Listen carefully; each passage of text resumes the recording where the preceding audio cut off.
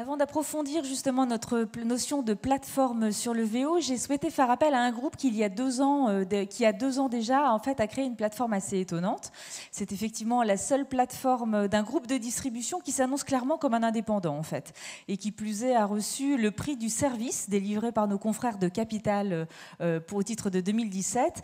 Voici d'ores et déjà un petit film de présentation afin de bien planter le décor. Hé, moi c'est Léa. Vous en avez marre d'écumer la liste des concessionnaires à la recherche de la voiture de rêve au meilleur prix? Autobonplan, c'est la solution en ligne qui va vous simplifier la vie. Sur autobonplan.com, vous trouvez très facilement votre bonheur parmi notre stock multimarque et vous pouvez même lancer une recherche de véhicules sur mesure, rien que pour vous. Des options, une extension de garantie, un contrat d'entretien? Faites votre choix, un conseiller vous rappelle. Il finalise votre dossier et quelques jours plus tard, votre voiture n'attend plus que vous chez Autobonplan à Nantes. Ce sera l'occasion de nous rencontrer et de fêter ensemble cette nouvelle aventure. Nous pouvons aussi vous livrer dans certaines grandes villes ou directement chez vous ou au bureau.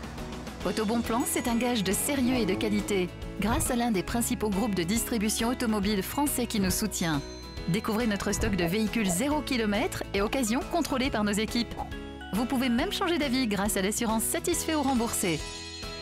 Autobonplan, c'est la garantie d'une relation simplifiée et de prix attractifs.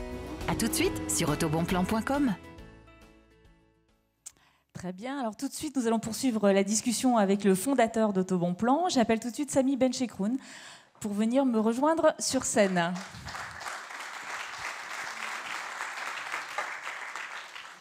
Merci Samy d'être avec nous et de pouvoir nous expliquer un petit peu le détail et la fondation, j'allais dire, d'Autobonplan. Justement, pourquoi vous avez décidé d'ouvrir une plateforme digitale qui était indépendante des concessions? Bien sûr, Autobonplan, c'est le groupe Jean Rouillet, hein, je vous le dis tout de suite, j'imagine que vous le saviez tous, mais voilà. Alors, l'aventure d'Autobonplan a commencé il y a 3 ans, en fait, où j'ai rejoint le groupe. Et j'ai eu l'occasion de mener des audits au sein de ce groupe. Alors, des audits aussi bien d'un point de vue très micro, en les accompagnant sur des audits qualité sur certaines marques, et d'un point de vue un peu plus macro, en étudiant les tendances sur le digital, sur tout ce dont on entendait parler à la radio. Et le constat, il a été évoqué par tous mes prédécesseurs là sur cette scène, c'est-à-dire qu'un rapport de force qui change, le client est devenu le sachant dans la relation commerciale, donc et non plus le vendeur. Et plus le vendeur, donc par rapport à il y a 10 ans, il y a un vrai antagonisme sur comment se passaient les choses, des nouveaux concurrents. Mine de rien, quand on voit des Aramis Auto qui ont des manières de fonctionner complètement différentes, complètement novatrices par rapport à ce qu'on faisait dans les concessions automobiles, on se pose des questions parce qu'ils font beaucoup de volume, avec beaucoup moins de monde. Donc tous ces constats sont mis on a mis tout ça dans une tambouille globale et on s'est dit où on peut aller, où on peut emmener le groupe. Et je vous avoue qu'à l'époque, je ne connaissais pas très bien le monde des concessions automobiles, ça me paraissait compliqué d'aborder des questions de changement, des nouveautés, d'emmener les concessions automobiles vers quelque chose de nouveau. Et on a fait le choix de prendre une structure à part, indépendante, pour mieux apprendre, mieux comprendre et surtout s'engager sur le marché de ces pure players et voir comment ils fonctionnent pour en retirer des leçons. Donc en quelque sorte, vous avez servi un peu de laboratoire pour le groupe automobile pour récupérer effectivement cette information et ce savoir digital, en fait, c'est ça? Ça a été l'objectif en fait depuis le début. L'idée c'était, d'un côté on crée un business, donc il fallait le faire vivre en tant que business, et on va en parler plus tard. Et de l'autre côté, les vrais effets d'échelle, en tout cas à l'époque et même encore aujourd'hui, n'étaient pas chez Autobonplan. Autobonplan, c'est une structure qu'on crée, nouvelle, il fallait se battre. Et en face, on a un groupe qui a une 50aine de concessions et plus, où il y a des effets incroyables à générer. Donc l'idée, c'était comment ce qu'on apprend d'un côté va servir à ce qui fait vraiment la force de notre groupe. Alors aujourd'hui, sur le site Autobonplan, on a essentiellement du 0 km, on a des véhicules neufs, on n'a pas beaucoup de véhicules d'occasion encore aujourd'hui. Donc pourquoi cette essence VM, j'allais dire, entre guillemets, à la base, et comment cette essence pourrait évoluer justement? Alors, je suis très désintéressé par rapport aux véhicules. L'absolu était de se dire comment vendre des véhicules. Et l'idée, c'était, je me voyais mal se lancer sur une plateforme, créer une marque sur le digital avec un groupe où les groupes de distribution automobile en frontal ne sont pas connus du grand public. Et je me voyais mal avoir un capital confiance nécessaire pour leur dire, écoutez, moi, Autobonplan, je vous garantis que ce véhicule d'occasion, il est de qualité, il a été contrôlé, et j'avais pas de crédibilité à l'époque. Or, partir sur du véhicule 0 km, on va dire m'ôter ce souci, me permettait d'avoir un discours à la fois sur le sérieux et la qualité de nos process, mais me couper un peu du produit. Et puis le véhicule d'occasion, c'est un métier qu'on doit que j'ai dû apprendre, qu'on apprend progressivement et que je ne maîtrisais pas à l'époque. Donc on verra un petit peu l'évolution après, mais quels étaient vos objectifs de départ justement quand le site a démarré et quand la plateforme a ouvert, et où vous en êtes aujourd'hui par rapport à vos objectifs? Je signale que Autobonplan a été créé il y a juste 2 ans, hein. C'est vraiment très récent. On a fêté les 2 ans il y a un mois. L'idée, c'est les objectifs, comme je vous ai dit, que la vocation était double. D'un côté, c'était un business. Concrètement, il fallait qu'on l'amène à l'équilibre, qu'on amène Autobonplan à ses objectifs. Et le deuxième objectif était plus diffus à capter, qui était comment Autobonplan allait servir le groupe. Aujourd'hui, on commence à tirer le bilan du premier objectif, qui est on a atteint notre volumétrie, la volumétrie suffisante à faire vivre notre économie, notre business. Donc globalement, on est à l'équilibre, on a atteint c'est une petite vélométrie. Vous pouvez nous dire le volume? On est à 80 véhicules par mois. D'accord. C'est pas grand-chose, enfin l'échelle, comme j'exprimais, par rapport à un groupe comme le groupe Jean Rouillet, mais ça nous fait vivre, ça nous permet d'avoir atteint ce seuil critique. Ici, on se préoccupe toujours de la croissance, mais on peut s'atteler au deuxième chantier qui était transpirer sur le groupe Jean Rouillet. Alors justement, quels sont les transferts que d'ores et déjà vous avez identifiés pour le groupe Jean Rouillet, pour les concessions et pour les sites des concessions en fait? Il y en a beaucoup. Globalement, il n'y a rien d'innovant et d'incroyable. C'est avoir la capacité d'avoir testé des mécaniques d'acquisition, les éprouver, affiner la ventilation de nos budgets marketing, en tirer un certain nombre de leçons et après appliquer ça aux concessions. C'est avoir testé, compris une façon de gérer, d'exploiter la donnée, mettre en place des scénarios, automatiser de relations clients, voir que ça marche, le transférer aux concessions. Donc c'est un travail en fait continu sur beaucoup de dispositifs marketing, sur beaucoup de dispositifs liés à l'exploitation de la donnée, qui derrière nous sert à aller basculer petit à petit avec la force incroyable, parce que mes collègues concessionnaires du groupe sont des gens très pragmatiques. Et au début, c'était très compliqué. Arriver avec la force de la preuve, globalement, fait que l'absorption par les concessions s'est beaucoup mieux passée. D'accord. Alors justement, j'imagine que ça a dû faire un peu grincer des dents dans les sites physiques des concessions. J'imagine que c'est pas toujours simple. Et quelles ont été les plus grandes difficultés que vous avez pu rencontrer justement avec les concessions physiques du groupe? Un des principaux challenges a été de démontrer qu'il n'y avait pas de cannibalisation. En fait, et la chance qu'il y a, c'est que le digital permet de tout prouver. L'idée, c'est que la première crainte, c'est un autre site dans le groupe va nous piquer notre clientèle. Et puis petit à petit, à force des stats, on se rend compte qu'on touche une typologie de clientèle très particulière que de toute façon on ne retrouve plus dans nos concessions. Et en fait, c'était ça ce constat. Et avec le temps, leur démontrer que 1, je leur piquais pas leurs clients, 2, je pouvais les aider à commercialiser leurs véhicules. En plus, être un relais supplémentaire, globalement, ça a fait qu'avec le temps, ça s'est amélioré. Vous disiez justement que vos clients étaient différents de ceux des concessions. Est-ce que vous avez une typologie de clientèle qui est vraiment spécifique et que vous pouvez identifier à tous les coups, et vous êtes sûr quand vous faites un travail marketing auprès d'eux, vous êtes sûr de taper à tous les coups? Alors, je ne dirais pas que j'ai une capacité de taper à tous les coups, parce que sinon ce serait trop simple.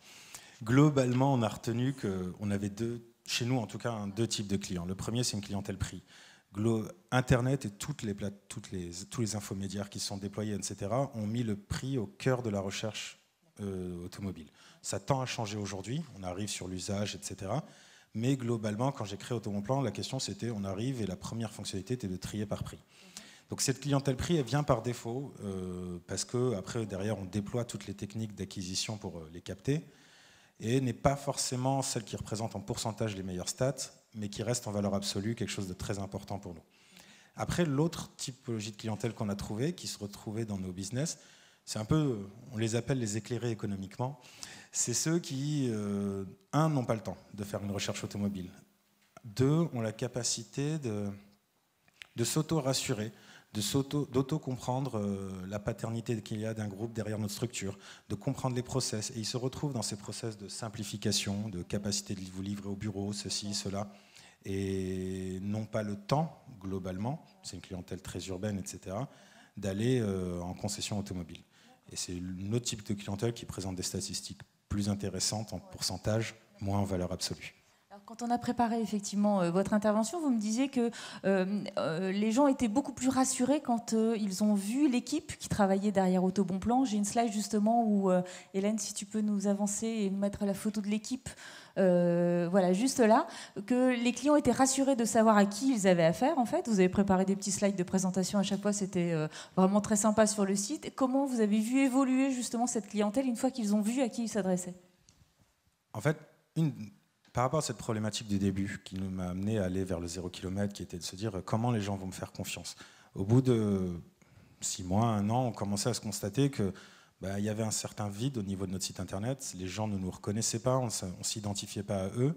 Et on a drastiquement changé notre façon de faire en humanisant globalement l'ensemble de la relation commerciale. Les photos sont là sur une page Qui sommes-nous, mais elles sont aussi dans toutes nos signatures de mail, elles sont aussi vraiment partout. On met en avant les hommes et les femmes qui composent l'équipe.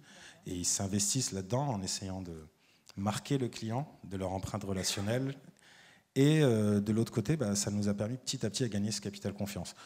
Les gens se sentent beaucoup plus à l'aise. On compense ce qu'on n'a pas, un site physique, la capacité à recevoir des clients, par une surhumanisation dans nos échanges. Alors justement, ce qui est intéressant également, c'est que vous avez créé cette notion de communauté dont parlait Eric tout à l'heure. Vous l'avez créée également avec vos clients.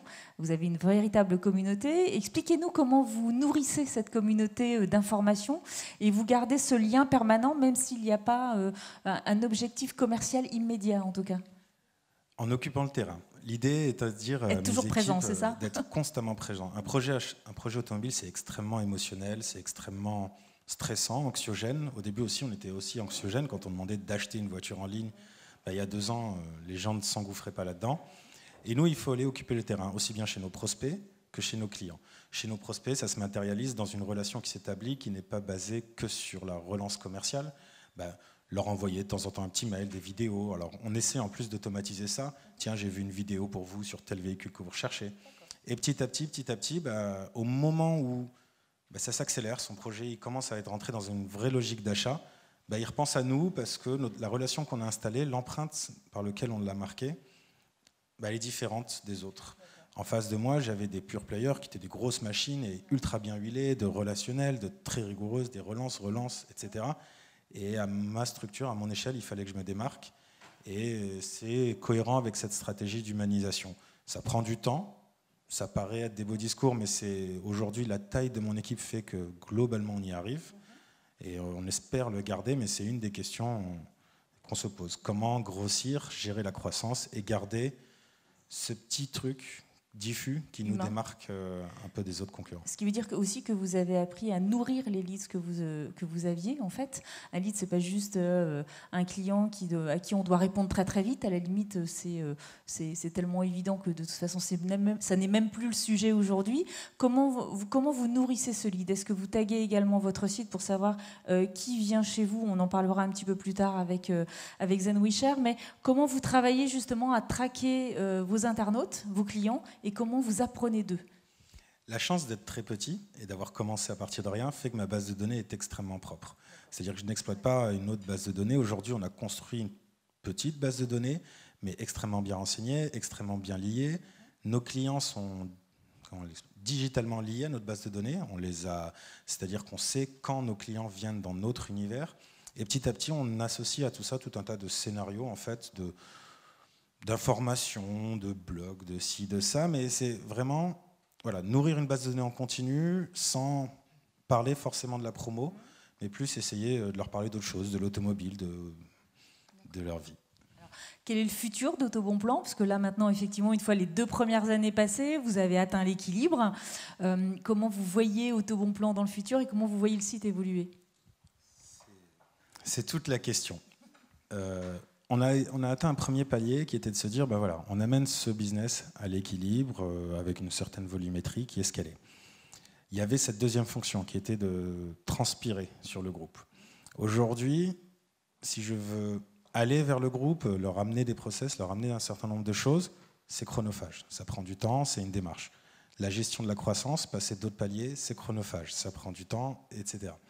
Et aujourd'hui, on est à cette croisée des chemins, avec en trame de fond la volonté de garder cette petite équipe, parce que c'est une des forces, je ne l'ai pas assez dit, mais c'est notre agilité, la capacité par rapport à un gros système. Vous fonctionnez comme une start-up complètement. Ah, on est une start-up à part, dans des bâtiments à part, etc. Et cette agilité, comment la garder? Parce que c'est ce qui fait notre force. C'est ce qui fait aussi que, globalement, on aime bien ce qu'on fait. Donc, on est à cette croisée des chemins, se dire, est-ce qu'on travaille aux côtés du groupe, on leur livre les enseignements, ou est-ce qu'on continue à grossir, quitte à se concentrer là-dessus? C'est l'interrogation du moment. D'accord, donc c'est toute la stratégie qui est à venir. Et à quand le développement du VO sur Autobonplan? Vous avez cette expérience quand même aujourd'hui. Est-ce que vous sentez de taille justement à absorber des flux VO, quel que soit le sourcing, que ce soit des concessions ou un autre source d'approvisionnement? Ce serait l'ordre naturel des choses. On a créé Autobonplan sur une aberration économique que sans l'arrivée des 0 km en Europe, en France. Globalement, le vrai marché, il est véhicule d'occasion. Notre compréhension commence à grandir. Petit à petit, on y va. Mais bon, c'est encore un métier, c'est de nouveaux chantiers à ouvrir. Et il y en a beaucoup. On va y aller, de toute façon, vers le VO, naturellement, parce que c'est là que sont les enjeux. C'est aussi une manière d'aller chercher un panier moyen plus faible, qui est important, parce que face à une population plus digitalisée, on désacralise encore plus un peu ce côté prix si on va chercher des véhicules moins chers. Donc on y va vers le VO progressivement. Nos stocks de VO se grossissent lentement mais sûrement pour bien maîtriser et peut-être avec d'autres être un canal de commercialisation supplémentaire, etc. Donc tout ça, c'est la réflexion aussi du moment. On est vraiment, au bout de 2 ans, c'était le pari qu'on s'était donné de se dire apprenons et mettons-nous à l'abri. On a fini ces 2 ans. Donc maintenant, on se dit où on va. Et c'est des réflexions qu'on a avec le comité de direction du groupe et qui, je vous dirai pour la suite. Bon, on surveillera. Alors, on vous redemandera et on vous reposera la question. Merci beaucoup, Samy, de cette expérience.